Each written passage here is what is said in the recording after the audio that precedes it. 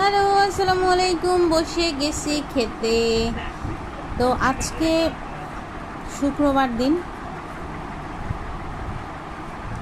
শুক্রবার দিনের খাবার দাবার হচ্ছে ডিম ভাজি, এটা হচ্ছে কলিজা, মুরগির কলিজা আলু দিয়ে ভুনা, আর এইটা হচ্ছে লাউয়ের ছোলা ভাজি।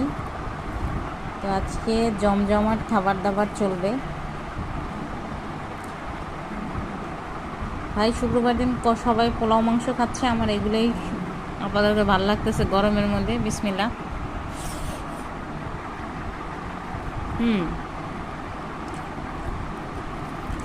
তো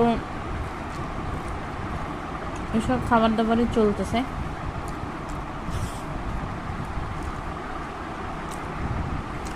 লাউয়ের ছোলা আলু দিয়ে ভাজি কে কে খান? আমার কাছে ভালোই লাগে।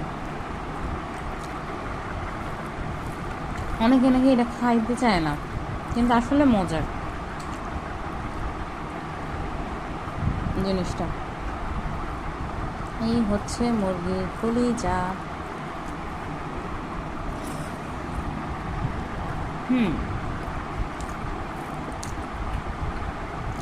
যাই ভাত খাই, সবাই ভালো থাকেন, আমার জন্য দোয়া করেন। আল্লাহ হাফেজ।